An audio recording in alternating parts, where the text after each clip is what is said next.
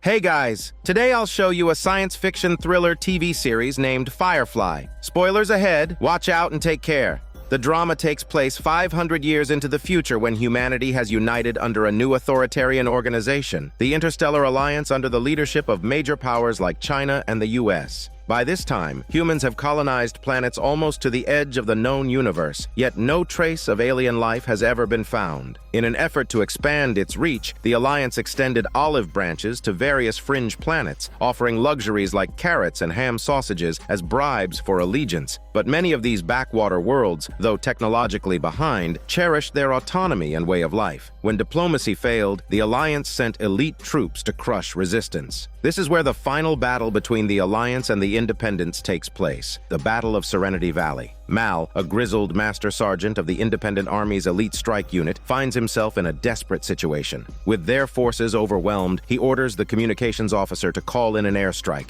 Meanwhile, to rally the troops, he climbs atop a ruined anti-aircraft gun under cover from soldier Zoe and unleashes a furious barrage, managing to shoot down an enemy gunship. The thunder of explosions soon fills the air. Mal is convinced reinforcements have arrived and is filled with hope until a chilling transmission comes through. The command center has surrendered. Worse still, the incoming reinforcements are actually a swarm of enemy gunships. In that crushing moment, Mal realizes it's over. The Independents are defeated. After the war, Mal purchases an old Firefly-class transport ship, which he names Serenity. He and his crew make a living on the fringes of space, specializing in illegal salvage ops. One day, they stumble upon the wreckage of an Alliance transport ship destroyed months ago. Just as they're about to pry open the cargo bay, pilot Wash detects an incoming Alliance cruiser. Panic sets in. If they're caught, it's a life sentence. Following Mal's orders, they shut down all systems and put the ship into stealth mode, hoping to avoid detection. But the Alliance's scanners pick up residual body heat from the crew. The Serenity is quickly spotted.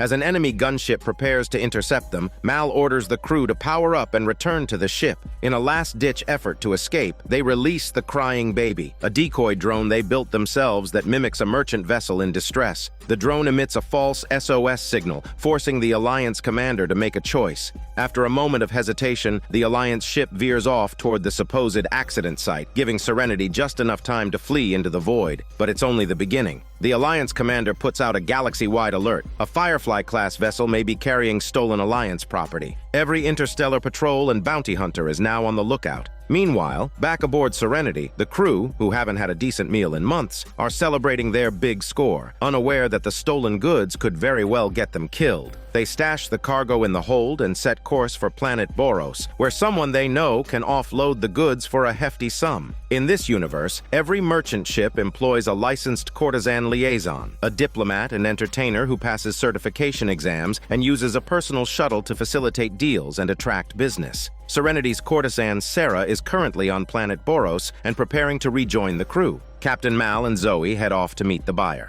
Wash refuels the ship, while their mechanic, Kaylee, stays behind to guard the vessel and maybe pick up a few passengers for extra cash. But when Mal and Zoe meet the buyer, things go south fast. The cargo has already been flagged by the Alliance, and the buyer, fearing trouble, refuses to go through with the deal. Worse, he mocks Mal's past as a soldier, humiliating him. Furious but powerless, Mal has no choice but to walk away and look for another lead. Back on the ship, Kaylee manages to pick up some passengers. A mysterious priest can't afford a ticket, but he offers something far more tempting than money: a box of fresh strawberries. In a world like theirs, a single box of strawberries is worth more than a round-trip ticket across the stars. Once all the passengers were aboard and courtesan Sarah's shuttle had returned to the ship, the captain decided to head for an even more remote planetary city to offload the cargo. But little did they know, they were about to cross paths with the most terrifying threat in the 26th century galaxy: the Reavers, creatures without juicy tongues, only razor-sharp teeth. They don't care about life or death, have no interest in wealth, and only feast on the living. They don't cook their prey, and they don't show hormone mercy. With the salvaged goods from the Alliance transport ship fully loaded, the crew sets course for a fringe world, home to a ruthless dealer who cares about one thing and one thing only: money. With the Alliance hot on their trail, that dealer might be the only one reckless enough to take the cargo off their hands.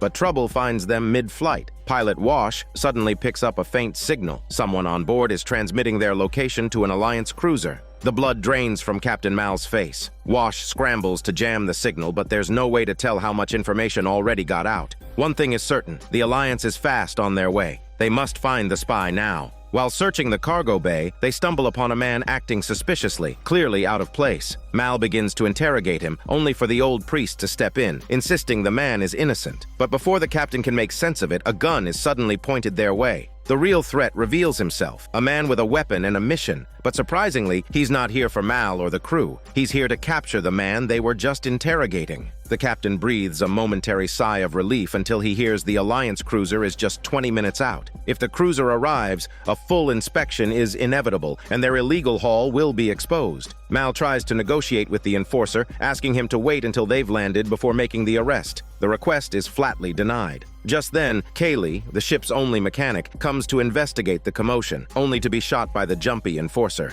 The old priest knocks the man out with a swift combo of martial arts. Kaylee is bleeding out fast. The only chance she has is the man they just captured, the well-dressed enforcer named Simon. It turns out he's not just a bounty hunter, but also a PhD-level surgeon. He agrees to help, but before he can start, the Alliance cruiser arrives, demanding the immediate surrender of the fugitive doctor. Mal is caught in a crushing dilemma: surrender the man and lose Kaylee forever, or resist and put the entire crew in mortal danger. In the end, swayed by Sarah's urging, the captain makes his choice. He orders a hard course change and hits full throttle. They're running for it. The chase is brutal, but they manage to shake the cruiser. The surgery is a success, and Kaylee pulls through, but the danger isn't over. Captain Mal, still suspicious, turns his attention to Dr. Simon's large case. He doesn't like surprises, especially from someone on the Alliance's most wanted list. When he opens it, he's left speechless. Inside is a young girl. After some tense questioning, the truth spills out. She's Dr. Simon's sister.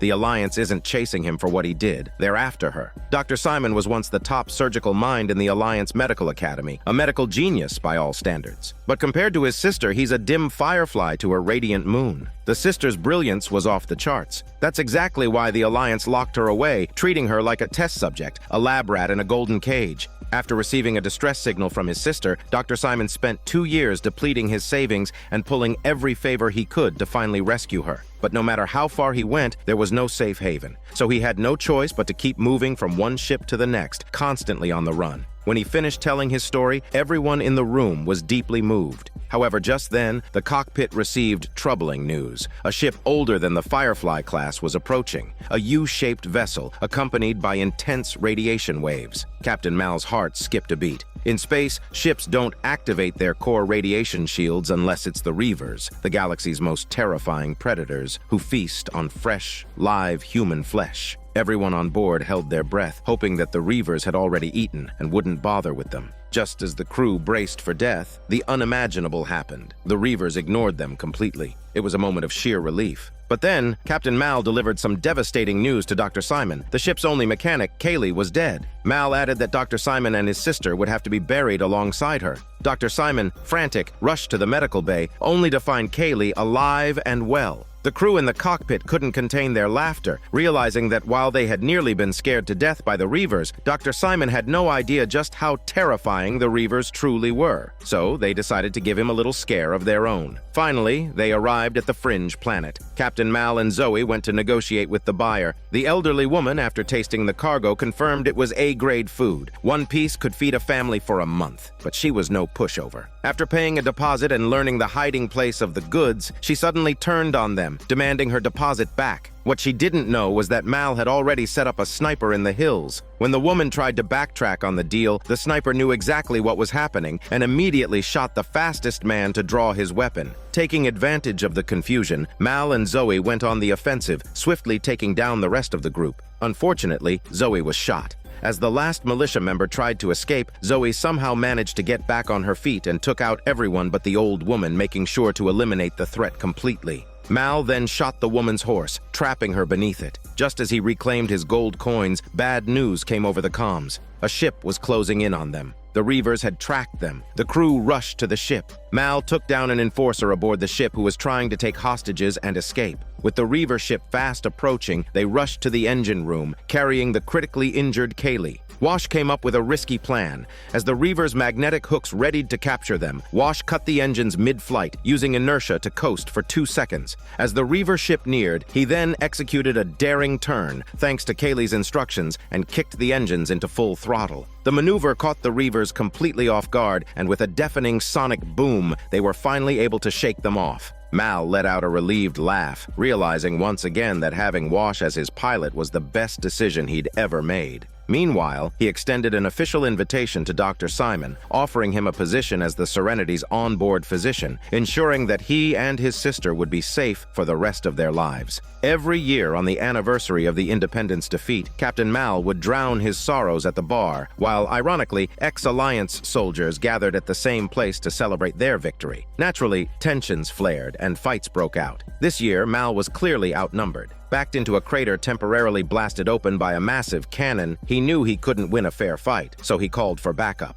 Moments later, a Firefly-class transport ship dropped in from the sky, hovering menacingly. Mal smirked and shouted for them to hit him again. The Alliance vets had no choice but to back off. What they didn't realize, being from a backwater planet and all, was that civilian transport ships don't actually come equipped with heavy weapons like that. Meanwhile, Mal had picked up a bounty contract at that very bar. The job was to hijack an Alliance medical supply train, as instructed by an infamous bounty broker. But there was one critical detail missing from the intel. The train was also transporting a unit of Alliance soldiers. Fortunately for Mal and his crew, those soldiers were completely uninterested in anything outside their assigned mission, to occupy the planet's military base. That blind spot made stealing the supplies laughably easy. But once the theft was discovered, the local police wasted no time. They impounded the entire train and detained everyone aboard, including Mal and Zoe. During the interrogation, they learned the ugly truth. The Alliance colonized planets by declaring sovereignty and sending civilians to settle and develop the land. But each planet came with its own mysterious diseases. It turns out, the stolen supplies were the only medicine capable of treating the local outbreak.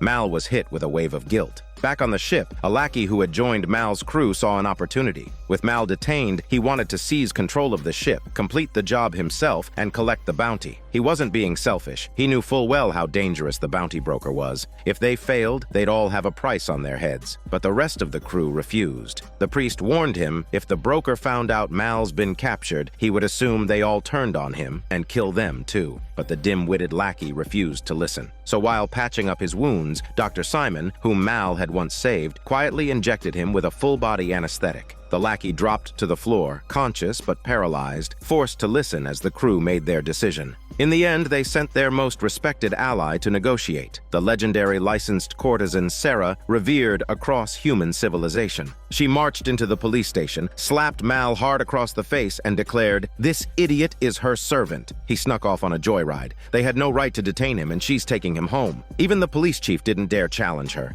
He released Mal immediately. Back on the ship, Mal didn't hesitate. He ordered the stolen medicine returned. But before they could act, the bounty broker's men arrived, furious that Mal hadn't delivered. A fight broke out. A brute hurled a throwing knife into Mal's chest and began pummeling him while the others opened fire. Just as the brute raised the knife for a killing blow, the paralyzed lackey, still on the ground, managed to shoot him in the leg, saving Mal's life. Mal stashed the medicine near the train and planned to alert the police once their ship left orbit. But as fate would have it, the police chief had already landed nearby to investigate. He overheard Mal's words and instead of arresting anyone, took the medicine with a nod of appreciation. Mal handed the mission deposit back to the bounty broker's second-in-command and promised never to return to this planet, hoping to avoid further conflict. But the man just sneered and said he had crossed the wrong people. From now on, he was under a permanent interstellar bounty. A chill ran down Mal's spine all the way to his smelly butt. Without hesitation, he kicked the man into the ship's turbine. Then he found the next guy in line, gave him the deposit, repeated his vow never to return, and this one actually agreed.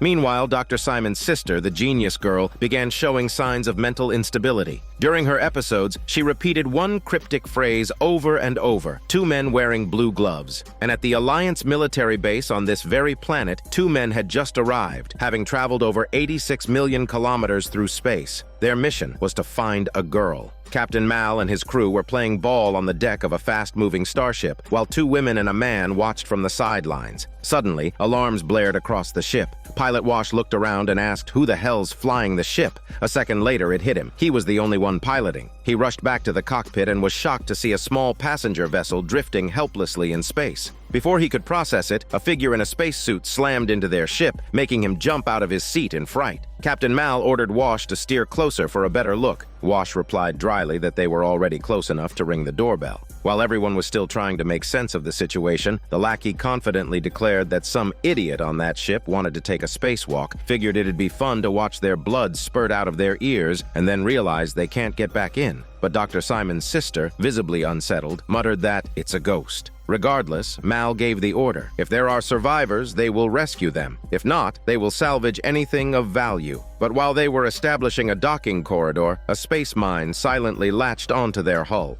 Once aboard the derelict ship, they found it completely abandoned. Half-eaten meals still sat on the dining table, hinting that whatever happened had been sudden and terrifying. The crew split up to search for supplies. Mal and Zoe made their way to the cargo bay. The moment they saw what was stored there, their stomachs sank. The supplies were clearly for colonial settlers: food, farming tools, children's toys. There was enough to support at least 16 families, and yet not a single soul remained. That's when Dr. Simon's sister appeared without anyone noticing. She stood still, staring upward. Mal followed her gaze, and what he saw made his skin crawl. Suspended from the ceiling were the bodies of every person from the ship. Their organs had been removed. Not a drop of blood remained. Mal immediately ordered Dr. Simon to get his sister off the ship. Meanwhile, a veteran had an encounter of his own. He was ambushed by a shadowy figure. The crew heard the struggle over comms and rushed to his aid, but by the time they arrived, the attacker had vanished. Following a trail of blood, Mal tracked it to a ventilation shaft. Inside, he found a man, trembling with fear. Mal crouched beside him, telling him they were not here to hurt him and he was safe now. Then he knocked the man out with a single punch and dragged him back to their ship. When the man came to, he looked around at the crew and whispered that they were all cattle waiting for the slaughter. Mal's face darkened. He told Dr. Simon to sedate him. Dr. Simon didn't understand why, but followed orders anyway.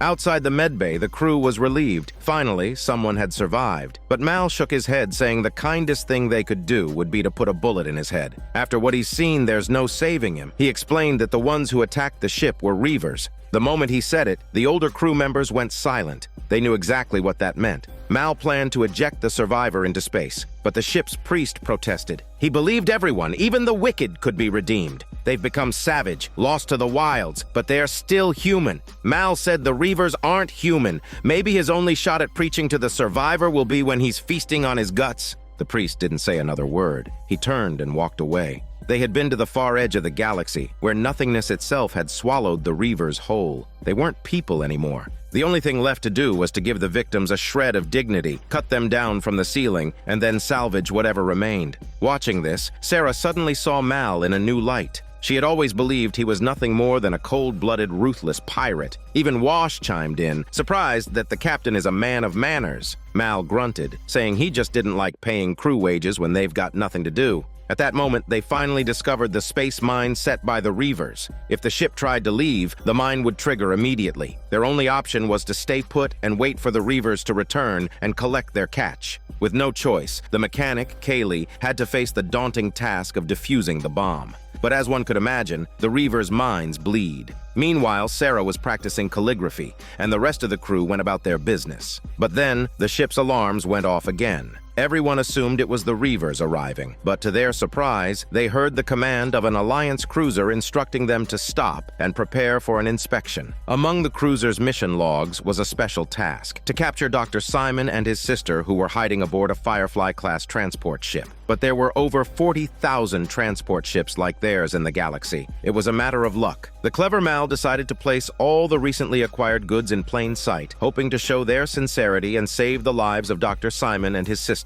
During the Alliance inspection, however, they discovered something unexpected. The Reavers had already begun mutating. But how could the ignorant Alliance soldiers believe that Reavers actually existed? They quickly sent the man back to the cruiser for treatment, and then blamed Mal for the Reavers' mutilated tongue, simply because he had once been a sergeant in the independent faction and because his ship was called Serenity. Upon hearing that the man had been transferred, Mal grew anxious. He warned the cruiser captain that the problem now was the bloodshed and killings that were about to happen here. Meanwhile, inside the Alliance cruiser's medical bay, a gruesome incident was unfolding. The captain of the cruiser remained confident, dismissing the events as lies fabricated by scum like Mal and his crew. But Mal told him these people have been to the edge of the galaxy, where the darkness is something something he can't even begin to comprehend. It's a void deeper than any space he had ever traveled through. It forces him to look at it. Maybe he had tried to turn away, but it won't let him. In the end, the only way to fight it is to become it. It will slowly tear him apart, piece by piece, until he's nothing but a reaver. Finally, a soldier arrived with news of the massacre in the medical bay. Mal was used as bait, sent to the front of the line as they went searching for this monster, but the creature had already escaped back to Serenity. Dr. Simon and his sister, hiding nearby, arrived at a cargo bay. The sister refused to enter, clutching her brother and pulling him back. Mal and his crew, however, discovered the body of a guard in the ship's docking bay, evidence that the Reavers were hunting. As Mal passed by the cargo bay, he unexpectedly spotted Dr. Simon and his sister. Just as he was unsure of what to do, a Reaver suddenly appeared. One of the Alliance soldiers was snatched away in an instant. The confused captain had never seen such a horrifying creature. The Reaver had surgical knives sticking out of its head. Just as it was about to kill the captain, Mal quickly restrained it, then, with a sharp twist, broke its neck. The cruiser captain, now thoroughly shaken, finally believed Mal's warnings. After confiscating all of Mal's goods, he reluctantly allowed them to leave. However, the wreckage of the ship they had intended to take with them was completely destroyed. The scene shifts to a bad guy who sells slaves on Mercury. Upon learning this, Captain Mal had no hesitation in taking his wallet. After handing it over to Sarah, a confrontation was inevitable. They then returned to the planet Boros, where they first landed. The mechanic Kaylee was fascinated by the clothes in the window, only to be ruthlessly mocked by Captain Mal. This immediately dampened Kaylee's mood, and she angrily turned away. They had an important task ahead. The gangster boss, who had previously rejected their goods, approached Mal, saying a high-class gentleman had a shipment he wanted to take to another planet to sell, but it wasn't legal, so he came to Mal, hoping he would take the job. Mal was confused, wondering why he didn't just do it himself since he had his own ship. The gangster boss replied the gentleman doesn't like him. The lackey asked if this was because the gentleman had seen his face. This made the gangster boss a little angry, but in order to seal the deal, he patiently explained the gentleman was always so smug, as though he had never had his butt wiped. He's arrogant just like Mal.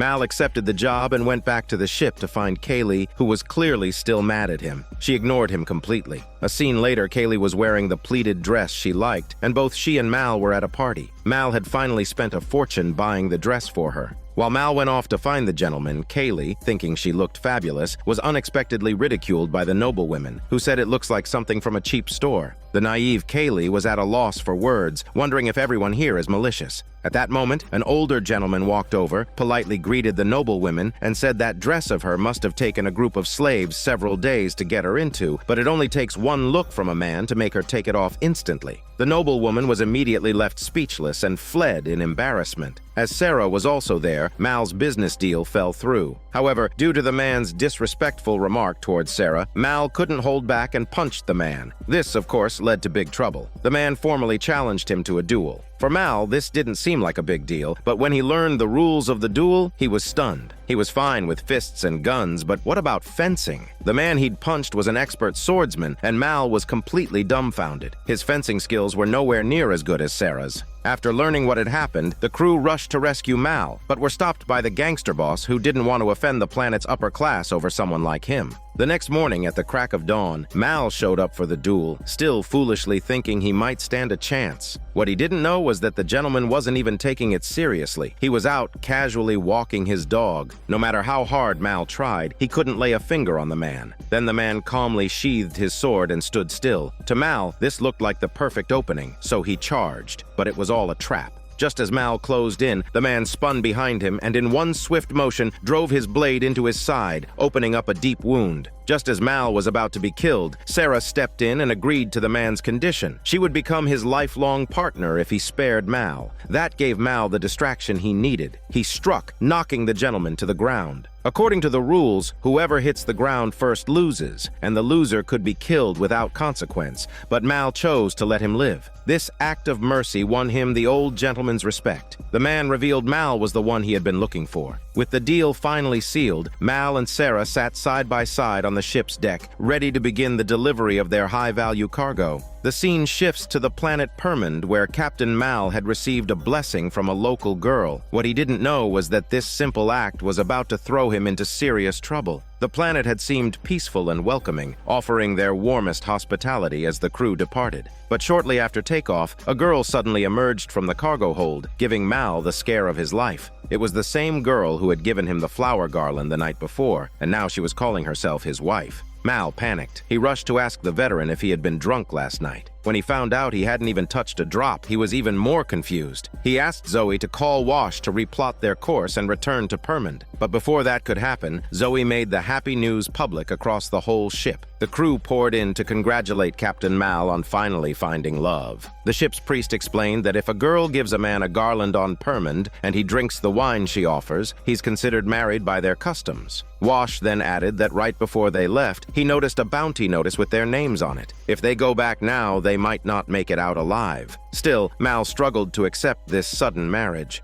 The girl, feeling rejected, began to cry like a chicken, and of course her tears worked like a charm. Everyone immediately blamed Mal for being irresponsible. To ease the tension, he sat down and ate the dinner she'd prepared for her new husband. But the moment he stepped out of the dining car, the veteran appeared, pointing a gun at him. Mal froze, wondering if the veteran was about to betray him. But the veteran simply said this was his favorite gun, and he wanted to trade it for that girl. Mal was left speechless. What none of them realized was that danger was already on its way. A laser cannon from a derelict space wreck had locked onto their ship. Back in his quarters, Mal found his new wife had already warmed his bed for him. He still wanted to resist, but as a lonely man who hadn't touched a woman in years, the temptation overwhelmed him. Just as he leaned in for a kiss, everything went black. He passed out instantly. One moment she looked innocent and vulnerable. Next, her eyes were sharp and focused. She marched straight to the cockpit, ready to do the same to Wash. But Wash, deeply in love with Zoe, didn't fall for her act. So she didn't waste words. She knocked him out cold with a single punch. She set the ship's navigation coordinates, then sabotaged its control system before calmly piloting the shuttle away.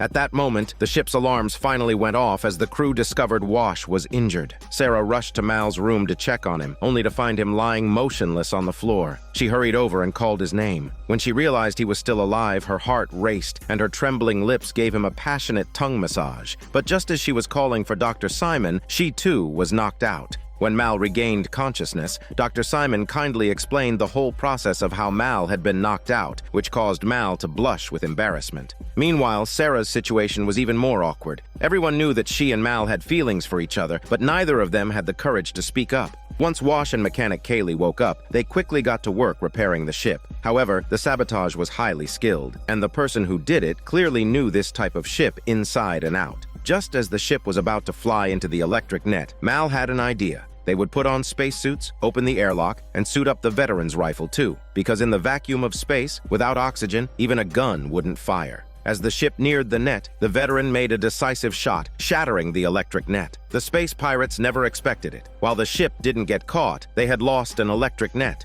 Mal, with his usual audacity, found his shuttle. It turned out the girl, like Sarah, was a trained courtesan, her charm irresistible to anyone. Mal, having just been duped, almost fell for it again. But this time, he quickly punched her, then made his way to Sarah's shuttle to figure out why she had also been knocked out. Sarah thought that after everything that had happened, they would finally be able to open up to each other. But he just said she was tripped, and he knew she was kissed by that girl. With that, he turned and walked away, leaving Sarah speechless. The scene shifts to Captain Mal, who had just transported a herd of cattle from another planet to sell. The ship was covered in cow dung, making it nearly impossible to look at without gagging. After the cows were herded off the ship, Mal, not wanting anything to go wrong with the deal, sent Dr. Simon and his eccentric sister to explore the market. When the buyer finally arrived, they took one look at the exhausted cows. After all, they'd been stuck on a ship for 2 weeks, and immediately slashed the price by a third. What was supposed to be 30 credit points was instantly dropped to 20. Mal argued back and forth and barely managed to settle on 25. But just as the buyer was about to pay, a group of local detectives stormed in with armed officers, accusing the 2 buyers of murder. Chaos erupted into a full-blown fight.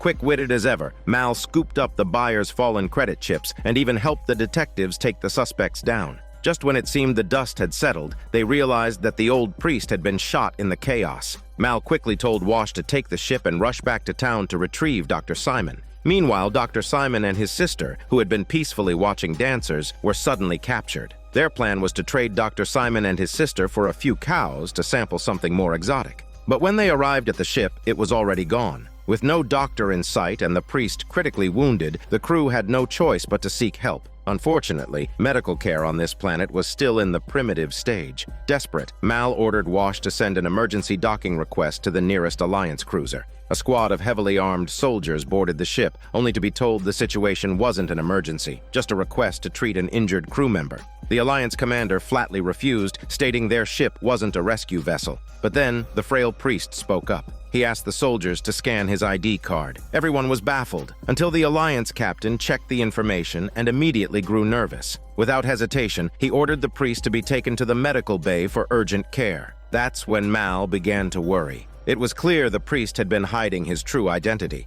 Meanwhile, Dr. Simon and his sister, having been abandoned by the ship, were dragged back to the kidnappers' village. Once they learned Dr. Simon's profession, they decided to keep him, because no one on the planet had ever seen a real doctor. In the village, a little girl had just watched her mother, in a fit of madness, kill her older sister. The girl was next, until someone intervened and saved her. Traumatized, she stopped speaking, but Dr. Simon's genius sister could see things others couldn't. Without anyone explaining the situation, she immediately understood what had happened. The village shaman, however, declared her a witch. Moments ago, the siblings were treated like honored guests. Now they were about to be burned at the stake. Just as the fire was being lit, Captain Mal, who had just saved the priest, arrived in his spaceship. Even though everyone on board knew that without Dr. Simon and his sister, their journey would be much safer and easier, Mal still chose to return and rescue them. Earlier, the veteran had thought Mal would completely abandon Dr. Simon and his sister, so he secretly took all their valuables. But now, in a panic, he rushed back to return everything. Once safely back on the ship, Dr. Simon asked Mal why he came back to save him. Mal replied, because he was part of his crew. And with that, another thrilling and dangerous space adventure was about to begin.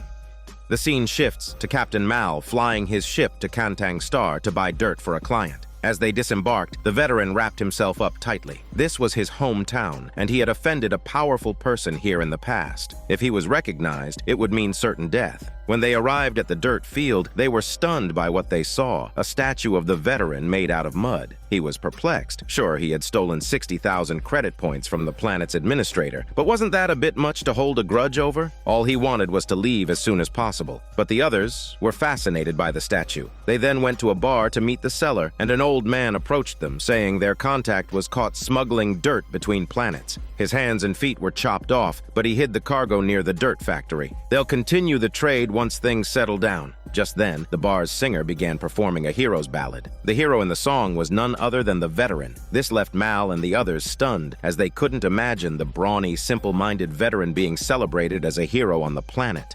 After the song ended, they were eager to leave before attracting attention. But as they stepped out of the bar, they were once again stunned. The square in front was filled with people from Kantang Star, all gathered to see their hero. The veteran had never faced such a crowd. He nervously retreated back into the bar and ordered a drink to calm himself. But as the bartender handed him the bottle, he suddenly recognized him. The bartender grabbed the bottle from the veteran's hands and replaced it with a fine bottle of brandy, saying only heroes deserve the best. 3 drinks in, the veteran was no longer concerned about the danger ahead. Seeing they couldn't hide anymore, Mal decided to improvise and adapt to the unfolding situation. And so, a grand ceremony to honor the hero's return was about to take place. Meanwhile, the planet's administrator, upon hearing that the veteran had returned, went straight to a water prison and released a criminal who had been locked up for 4 years. Back at the ceremony, as everyone gathered to worship their hero, Mal and the crew sneaked off to find the buried dirt. While the crowd was distracted, they quietly loaded the dirt onto their ship.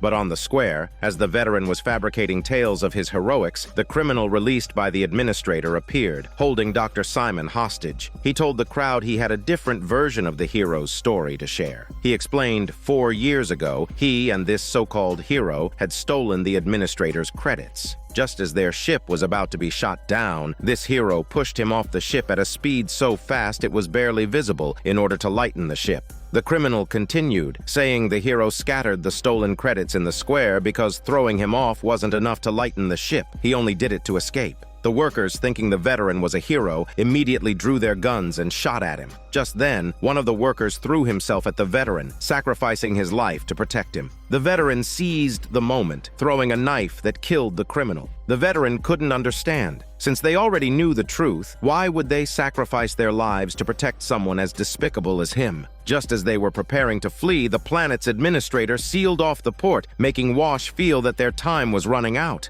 But then, the spaceship suddenly came back online. It turned out that the administrator's son was also a huge fan of heroes. In order to save the great hero from his father's wrath, he defied his father's orders and lifted the restrictions on Mal's ship. This shocking move left the administrator speechless for a long time. On the way back, Captain Mal said something to the veteran that people only need a hero when they are facing their toughest times. It's what gives them hope and the strength to survive. Sometimes they only need a hero's story to sing about, to gather around and warm each other with, to encourage one another. But once they've made it through the hard times, they'll forget or even tarnish the memory of that hero. The scene shifts to everyone who had been gathered to celebrate Dr. Simon's birthday, when suddenly the ship malfunctioned. Mechanic Kaylee quickly rushed to check, but an explosion occurred, and a huge shockwave swept down the corridor. Just as Kaylee was about to be consumed by flames, Zoe sprang up and threw her heavy body on Kaylee, saving her but getting blasted out by the shockwave. As everyone stood helpless, Captain Mal ordered the soldier to close all the bulkhead doors and open the emergency hatch to vent the air and extinguish the fire by releasing all the oxygen. Wash, seeing his wife severely injured, wanted nothing more than to stay by her side and not worry about the ship. This made Captain Mal snap. A great helmsman must be able to overcome emotion with reason at critical moments. During repairs, Kaylee discovered that the ship's engine's catalyst was damaged and irreparable, and just like that, this seemingly insignificant failure left them without spare parts. The next problem they would face was that the life support system would also fail. Soon they would suffocate from the lack of oxygen, but before that could happen, they would die from the freezing cold, so oxygen wasn't their immediate concern. As everyone fell silent, Captain Mal once again urged them not to be defeated by despair. He ordered Wash to send out a distress signal to the nearby space zone. However, Wash responded they purposely avoided the Alliance's radar zone, so the distress signal won't be received by anyone. They don't want Dr. Simon and his sister to be detected by the Alliance. He then asked Kaylee to check again if the catalyst could be repaired or replaced. After finishing all the tasks, the crew members once again sank into despair. The captain then ordered everyone to board 2 Tesla boats and escape in opposite directions to seek help. He himself would stay aboard the ship, hoping that someone would be able to communicate with them once rescue arrived. After a brief and emotional farewell, Mal put on thick thermal clothing and tried to sleep, knowing that it was the only way to prolong his survival. He wasn't sure how long he had been asleep when the ship's screen suddenly began receiving a distress signal. A large rescue vessel had appeared near the Serenity ship. Mal finally saw a glimmer of hope. As the 2 ships docked and the rear hatch opened, Mal took a deep breath of much-needed oxygen. But the people aboard the rescue ship weren't friendly. They tricked Mal into opening the hatch, only to seize the ship for themselves. After confirming that there was no one else aboard, they shot Mal. However, what they didn't know was that Mal had been prepared. He had hidden a gun under the cargo bay. Severely wounded, Mal took advantage of their momentary distraction, pulled out the gun, and ordered the captain of the rescue ship to drop the newly replaced ship's catalyst and leave his vessel. He finally managed to drive the enemy away. Mal quickly sealed the hatch and stumbled to install the new catalyst. He wasn't sure how much time had passed, but when he woke up again, he found the crew gathered around him. It turned out that after Zoe regained consciousness, unwilling to abandon Captain Mal, she had immediately pressed the ship's return button. Fortunately, when they returned, they found the Serenity had been repaired and saw Mal, barely alive from blood loss. It was only then that they managed to revive him. The soldier, however, said that their ship should have been the first to return, but it had been delayed by Sarah's interference. Sarah, on the other hand, explained that it was just the smell of medicated oil.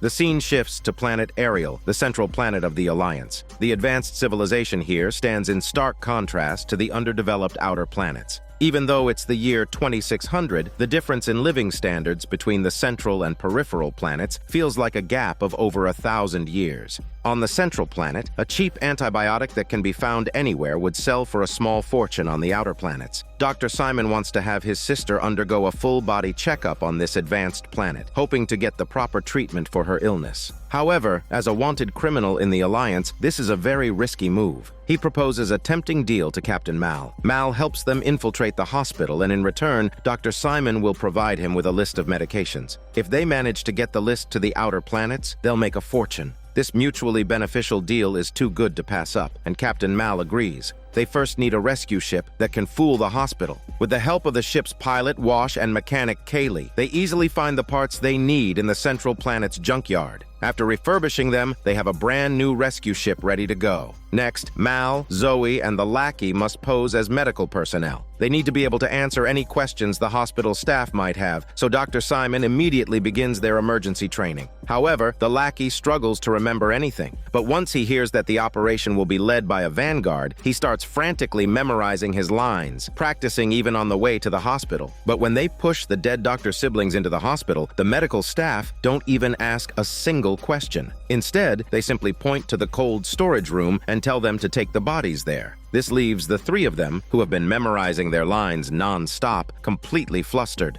In a moment of overwhelming anxiety, the veteran freezes and begins speaking his lines aloud. Dr. Simon and Mal both sense that something isn't quite right with him. Once inside the cold storage room, Mal injects Dr. Simon and his sister with a wake-up drug. The veteran is left to guard them, while Mal and Zoe head to the medicine storage room to get the supplies. However, as soon as they leave, the veteran sneaks out of the cold storage room. It turns out that before the mission, he had secretly betrayed Dr. Simon and his sister to the Alliance Police in exchange for a hefty bounty. Meanwhile, Mal and Zoe unexpectedly run into a meddling medical staff member. Seeing them in an area where rescue personnel don't usually go, the staff member becomes suspicious and begins questioning them. He even insists on taking them to his office for further inquiry. The outcome is predictable. Zoe quietly sneaks up from behind, knocks him out, and uses his identity information to unlock the medicine storage room, where they begin looting the supplies. Meanwhile, Dr. Simon and his sister wake up from their coma. Under the veteran's escort, they make their way to the MRI room, where the scan results leave Dr. Simon in shock. It turns out that the sister had undergone brain surgery at the hands of Alliance scientists.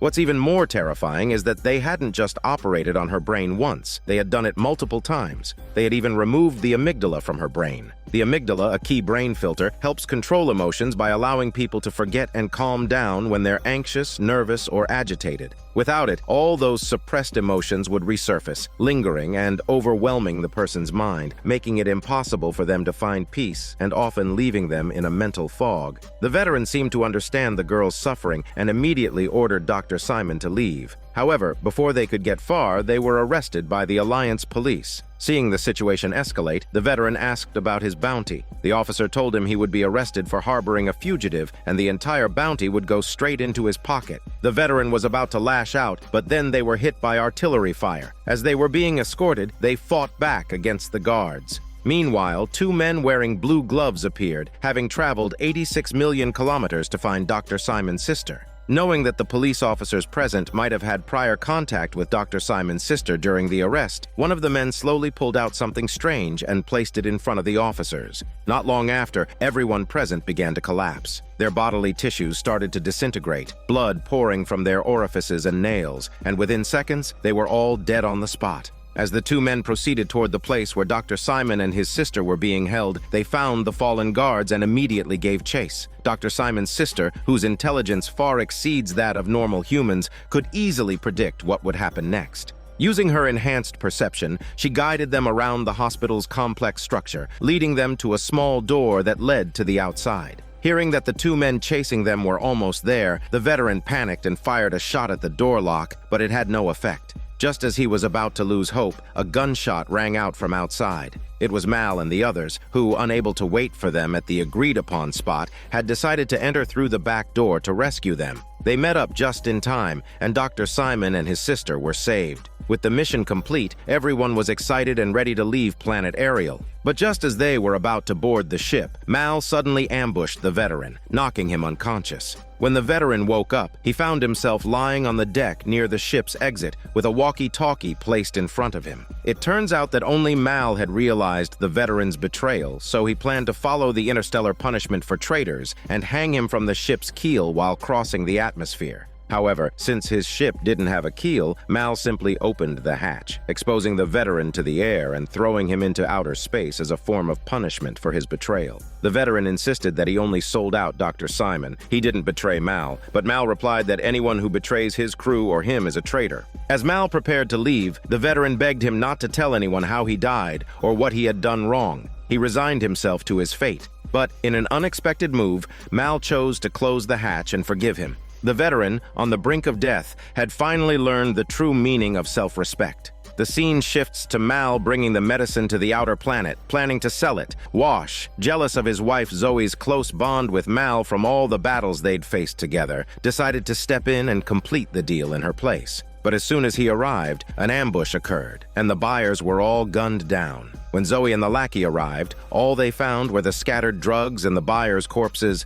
Based on the tire tracks on the ground, they quickly realized that the kidnappers were no ordinary people, because such marks were only found in high-end space stations. This led them to think of the bounty broker who had previously hired them to steal Alliance drugs. In order to save Mal and Wash, the crew pooled together 5 times the reward from that mission and sent Zoe with the money to the space station to redeem them. On the bounty broker's ship, while enduring his electric torture, the two were discussing whether Wash and Zoe should have an office romance. They reasoned that such a relationship would harm loyalty to the organization. The bounty broker tried to get more information from them, but they completely ignored him, so he just kept turning up the electric shocks to assert his presence. By the time Zoe arrived at the space station, Wash was already close to losing his life. When Zoe offered to buy their freedom, the bounty broker told her she could only choose one to save. Zoe chose to save her husband Wash first, and the bounty broker, who was only after Mal, made the trade. As a bonus, he handed Zoe one of Mal's ears, which left both of them boiling with anger but unable to act on it. Once back on the ship, the couple immediately decided to gear up and rescue Mal, even if it meant throwing themselves into danger. The veteran said they were practically walking into their own deaths. But when they prepared to depart, they were joined by the old priest, Dr. Simon, and mechanic Kaylee. Of course, the lackey was also there. They all knew it was a suicide mission, but not a single one of them was missing. Meanwhile, Mal was still enduring harsh torture at the hands of the bounty broker. A horrifying device was inserted into Mal's body, and before long, he passed out. But the bounty broker wasn't about to let him off that easily. After 2 days of torture, it had barely been won. At that moment, Wash was already flying the ship toward them. To launch a surprise attack, he turned off all the ship's systems thousands of miles away. Quietly, using inertia, he approached the space station's gates. At the moment of impact, the ship collided with the docking port, and the airlock door immediately exploded, catching the bounty broker off guard. The 3 guards, still clueless about what was happening, rushed over to investigate. But at that moment, a desert vehicle loaded with explosives came barreling toward them, instantly blowing them into onion pieces. As the smoke cleared, a group of people emerged, led by the lackey and Zoe, with the crew of the Serenity behind them. Armed with small rifles and hand grenades, they tore through the space station's guards, leaving them in shock. As Zoe and the veteran charged forward, they needed someone to hold the retreat door for when they made their exit.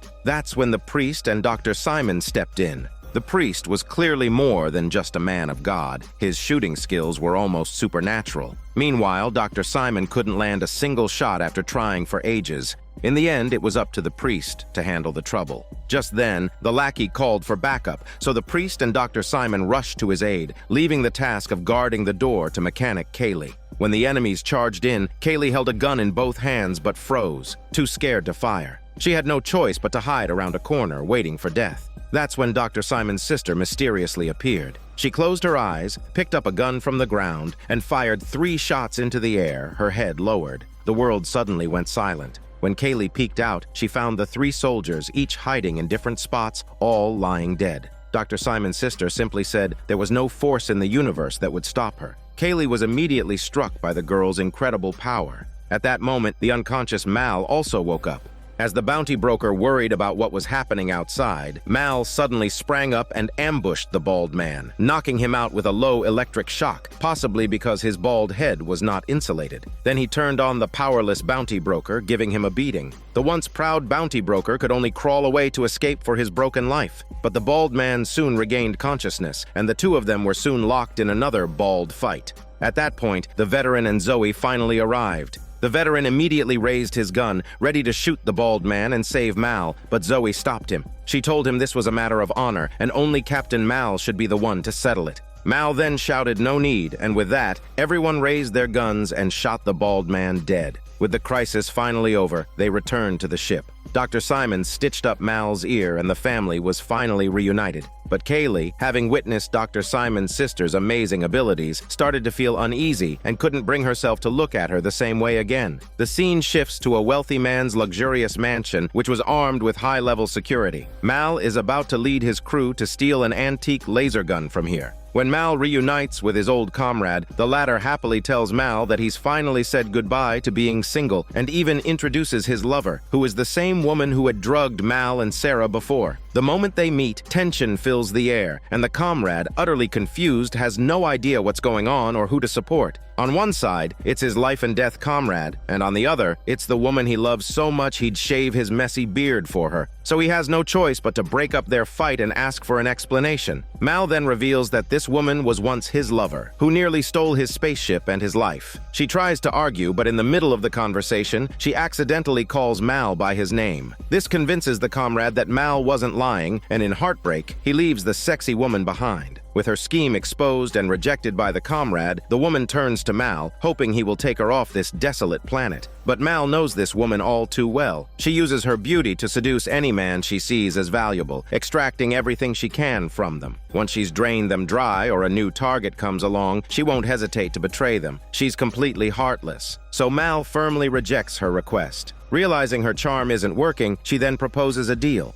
Back on the ship, Mal orders the woman to explain the details of the mission to the crew, but everyone's attention is focused on just one thing. Why is this woman on our ship? It turns out that among the many wealthy men she's been with, one was a passionate collector. His most prized possession was the first ever laser gun made hundreds of years ago. The woman had lived with him for a while and knew everything about his collection. However, the security there was so tight that she never had a chance to steal anything. So, she's offering it as bait, hoping Mal will take her off this forsaken planet in exchange. However, Sarah, another woman skilled in seduction, doesn't feel the woman is as desperate as she claims. She advises Mal not to fall for it, but Mal isn't listening to anyone. Sarah decides to leave, realizing her persuasion is useless. The crew quickly gets on board with the plan after hearing there's money to be made. Mal and the woman pretend to be staff members and, using her access code, sneak into the wealthy man's home. Guided by the woman, they enter the man's private collection room where the ancient laser gun is displayed. Mal immediately sprays a special substance, triggering an alarm, but just as he's disabling the security, a man walks in. It's the wealthy man himself. Seeing the woman he's longed for finally in front of him, he doesn't notice Mal stealing his prized possession. He promises Mal a hefty reward for returning his lover. But while he's distracted, rushing to get the money, Mal finally secures the laser gun. Meanwhile, the woman quietly pulls out a gun, aiming it at Mal. Just as the man returned with the money, he unexpectedly overheard the woman's entire plan. He had spent 6 years searching the world for her bounty, only to discover her betrayal and scheming. Heartbroken and disillusioned, the wealthy man finally gave up on any hope for the woman and coldly activated the alarm system with a push of a button on his finger. In the midst of his despair, Mal secretly tossed the laser gun into the trash bin, and the woman, desperate to survive, kicked the wealthy man unconscious. She then began to flee with Mal. However, the trash bin was designed to incinerate its contents every 2 minutes. So Wash piloted the ship to the bottom of the trash bin, while the veteran stood on the ship and removed the trash bin's chip. Meanwhile, Kaylee worked on rewriting the bin's code to cancel the incineration process. But just as Kaylee finished rewriting the code and the veteran was about to connect the chip, he was suddenly hit by a high-voltage shock, knocking him unconscious. They had no choice but to let Zoe take his place. At the very last second, just before the garbage transport ship arrived, they successfully connected the control chip and followed the trash ship to the dumping site. But halfway there, their ship suddenly stopped working. It turned out that someone had tampered with their ship, forcing them to make an emergency landing. Meanwhile, the woman who had escaped with Mal appeared deeply distressed. She told Mal that she had once thought she'd found happiness. During the time she spent with the wealthy man, she experienced what it was like to be truly happy. But soon, the man trapped her, forbidding her from stepping out of the room. Her life sank back into darkness. As she spoke, tears began to fall. Mal, wanting to console her using his muscles, moved to sit next to her sexy body. But as soon as he sat down, her expression changed in an instant. In that moment, she grabbed the gun from Mal's waist, suggesting that it had all been an act. The woman forcibly stripped him of all his stinky clothes and then threw him out of the ship. Mal was left naked, stranded on an unfamiliar planet, awaiting his death. Meanwhile, the woman who had stolen Mal's ship arrived at the trash dumping site and began searching for the laser gun they had stolen. Just then, Sarah appeared behind her. Sarah had already figured out that the woman was up to no good, but no one had listened to her. After learning of the entire plan, she had quietly ambushed the site. As soon as the garbage transport ship arrived, Sarah took the laser gun. The woman tried to crawl out and confront Sarah, but she was locked inside the trash bin instead. Meanwhile, the disgraced Mal finally awaited rescue from his crew. The scene shifts to Mal and the crew arriving at their home planet to pick up a package. The happy veteran received a knitted cotton hat from his mother to keep him warm. Mal also had a package, but when it was opened, they found a body inside. The sight froze both Mal and Zoe in their tracks. The body was none other than a comrade from the Independents they had fought alongside in the past. There was a recording device placed on his chest. Realizing he had gotten into trouble, he had sent himself to Mal and Zoe in hopes of seeing them one last time. He wanted Mal to take his body back to his mother for a proper burial. The deep bond of camaraderie moved everyone present. Wash, without asking Mal's permission, immediately turned the ship towards the man's hometown. Sarah also canceled all her plans to ensure they could return the veteran home as soon as possible. However, shortly after they departed, their ship was suddenly attacked by an Alliance enforcement vessel. They were warned that the ship was carrying stolen goods the Alliance was pursuing and were asked to dock for an inspection. Mal felt the gravity of the situation. In order to figure out what was going on, they hurriedly checked the body of their fallen comrade, but found nothing. However, the fact that the man had chosen to send his body to them suggested there was something deeper at play. Following Dr. Simon's advice, they decided to perform an autopsy to uncover the truth. But here's the twist. Just as Dr. Simon began to peel back the man's skin, the body miraculously came back to life. The sight left everyone in shock. Once they all calmed down, Dr. Simon realized that the man's heartbeat was several times stronger than that of an average person. This concerned him greatly, but the man reassured him, saying that his body was composed entirely of mechanical organs, far more reliable than human ones, and there would be no issues. The reason he was wanted by the Alliance was because this technology hadn't been made public yet. A powerful figure was urgently in need of the equipment, so he took on the job. Recently, another person, a tycoon, offered 3 times the original price for the tech. Eager for the high payout, the man agreed, but just before the deal was about to close, the tycoon was mysteriously assassinated, and he was framed for the crime by the Alliance. That's when he realized he had crossed the wrong person. In order to escape, he faked his death and fled to Mal, hoping to hide out. However, the powerful figures behind him had no intention of letting him go. Now, the Alliance enforcement ship was on their tail. Mal knew it wasn't the right thing to do, but out of loyalty to his comrade, he decided to help him evade capture. They informed the Alliance enforcement vessel that they were heading for the nearest planet to land and hand over the criminal. Just as they were about to land, Wash used the complex terrain to make an emergency acceleration, hoping to throw off the high-tech weapon locks of the Alliance ship. The Firefly-like ship swiftly weaved through the mountain gorge, and within moments, the enforcement vessel vanished from sight. Wash felt a rush of excitement, but when he looked up, he realized the Alliance ship was hovering directly above them. Shocked, Wash watched as the angered enforcement ship began firing missiles.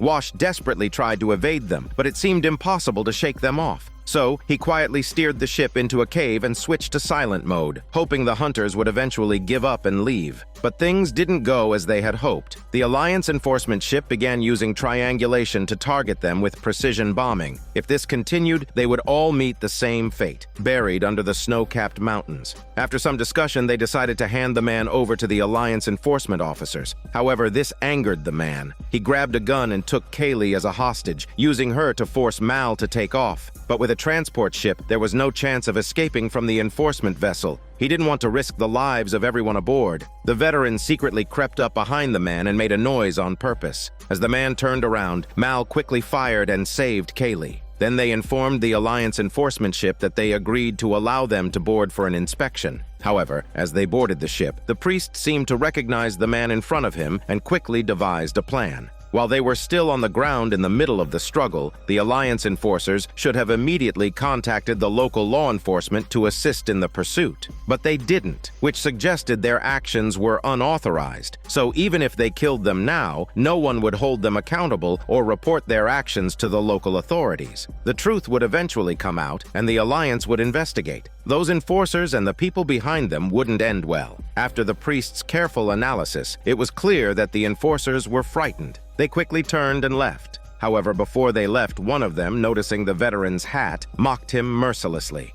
The scene shifts to a man who was the ruler of this fringe planet. In order to control the people here, he reversed the planet's civilization by 1,000 years. Apart from him, everyone else still lived in a primitive agrarian society. Because his wife hadn't given him a son, he forced a girl to carry his child. But she adamantly denied that the child inside her was his, so he took out a device, extracted the child's DNA, and planned to send it to an off-world facility for testing. If the child was his, he would forcibly cut open the girl's belly to take the baby, because he was the king of this planet, and no one dared defy his will. The resistance leader then thought of someone, hoping to get help from this person to resolve this crisis and save the girl. At this moment, Mal's ship received a distress signal. Just as Mal and the others thought the rescue message was meant for them, Wash told him the message was actually for Sarah. Mal, feeling embarrassed, got ready to read the message. It turned out that the resistance leader had once been one of the licensed intergalactic courtesans, but because she couldn't learn to play an instrument, she angrily ended her career. Her former good friend then turned to Sarah for help, and Sarah had promised to help, even agreeing to pay Mal's fee. Mal, however, politely refused. When the veteran heard there was no payment, he refused to participate in the mission. But once he learned that the place was a paradise for men, he immediately agreed to take part.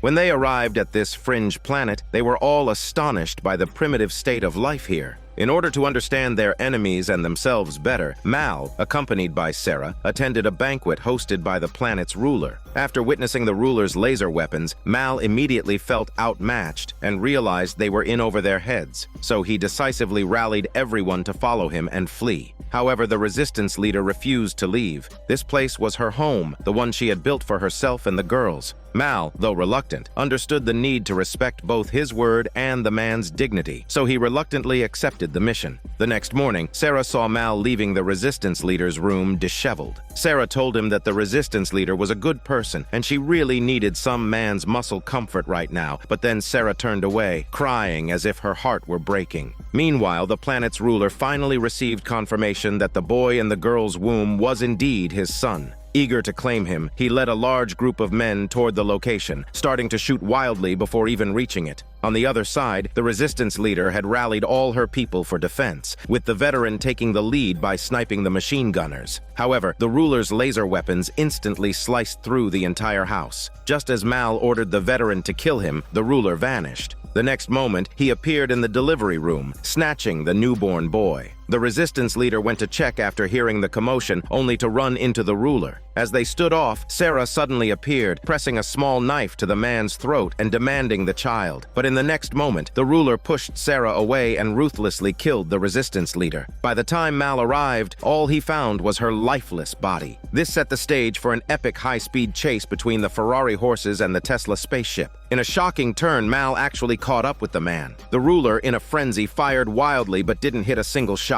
As his power ran out and his weapon lost its charge, Mal performed a daring high-speed car grab, yanked him off the fast-flying ground ship, and took him down. Without his high-tech equipment, the ruler's combat abilities were severely diminished, and Mal easily subdued him. The girl, who had endured years of oppression and mental torment, didn't hesitate. In front of her newborn son, she took a gun and killed her child's father without a second thought. After this, Sarah realized her true feelings for Mal. To stop torturing herself with these emotions, she made a bold decision in front of Mal. She would leave the ship for good. The scene shifts to Dr. Simon's sister walking barefoot on the spaceship's deck, when suddenly, out of nowhere, a twig appeared. She bent down to examine it closely. At that moment, yellow flowers began blooming all over the ship. The girl picked up the twig and continued inspecting it when a group of people suddenly rushed toward her, urging her to drop the weapon in her hand. She looked down and saw that what was once just a twig had turned into a gun in her hand. Mal appeared out of nowhere and snatched the gun from her. The crisis was finally averted. However, none of them, including Dr. Simon's sister, knew where the gun had come from. No one wanted to be killed by this strange girl in their sleep, so they gathered together to discuss the situation. Some suggested locking her in a room, but others thought that was inhumane. Zoe said that she didn't even know how to use a gun, but then Kaylee spoke up. She had witnessed the girl's first time using a gun. After just one look, the girl had calculated the hiding spots of 3 people, then shot them all dead with her eyes closed. Everyone was left speechless, stunned by what they had just heard. Wash thought it sounded like something from a science fiction novel, but Zoe reminded him they were on a spaceship right now. As they were still discussing how to handle the girl, a small ship appeared outside, having followed them across several planets and now quietly trailing them. The person in that ship was a high-ranking bounty hunter from the Alliance. His goal was simple: wait for the right moment to overpower Mal and his crew, then capture Dr. Simon's sister to claim a huge bounty from the Alliance. Mal's ship soon came to a stop, and the bounty hunter immediately suited up in his space gear and jumped onto Mal's ship, quietly listening to the crew's movements. Meanwhile, in the meeting room below, Dr. Simon's sister was eavesdropping on their conversation. The meeting lasted late into the night, but no conclusions were reached. Mal told everyone to rest and promised to make a decision soon. Later that night, the bounty hunter snuck into the ship, only to run into Mal, who had been up thinking all night. Mal was no match for the hunter, who quickly knocked him out and tossed him into a deep room, locking all the doors. The bounty hunter seemed to sense someone in the engine room. Kaylee was there, and she was quickly threatened and kidnapped. The priest, still awake, was also knocked out with a swift kick. Dr. Simon heard the noise and ran to check on his sister's room, only to find the bounty hunter waiting above him, ambushing him easily and forcing him to lead him to his sister. When they reached the highest deck of the ship, Dr. Simon planned to push him off when he wasn't looking. However, just like his sister, the bounty hunter had enhanced intelligence and superhuman abilities, easily reading Dr. Simon's thoughts, which sent a chill down his spine all the way to his smelly butt. He had no choice but to cooperate and search the ship for his sister. Despite searching the entire ship, they couldn't find her. The hunter then took Dr. Simon to the cockpit and started making an announcement over the ship's intercom, threatening to kill Dr. Simon unless the girl came forward. This woke Mal, who had been knocked out, as well as Zoe and Wash, who were still asleep. The veteran opened his weapons locker and went back to sleep with a gun at the ready. Then, the girl's voice echoed across the ship, saying she's already faded into nothing. She was one with the Serenity. The bounty hunter was baffled. Then the girl called out his nickname, a name only his late mother knew. The bounty hunter's scalp tingled. The voice continued, saying his mother is watching him. She saw his cruelty, his killings. She turned away, waving goodbye to him, her expression filled with sorrow. In that instant, the bounty hunter's mental defenses shattered, and he looked pained. But the very next moment, he snapped back to reality and shouted that she was not in his heart. She was on his ship. Just as the bounty hunter was sneaking onto the spaceship, the girl had already predicted his arrival. She quietly boarded his ship and used the hunter's journal to peer into his mind. With this insight, she turned it into a weapon and defeated him, all while buying time for everyone aboard. During the time she was brainwashing the hunter, she had already calculated every step for Kaylee, freed her from her restraints, and carefully avoided the hunter's gaze. Then, she opened all the rooms on the ship and assigned Mal his task. She then told the hunter no one on this ship liked her, and she wanted to be free, which aligned with what the hunter had previously overheard. Just as he was about to return to her ship, ready to leave with the girl, Mal had already suited up in his spacesuit and appeared behind her. With a simple push, the hunter was sent into the vastness of space, where he would forever drift at a constant speed until his oxygen ran out, eventually becoming space debris. And that's how the drama comes to an end.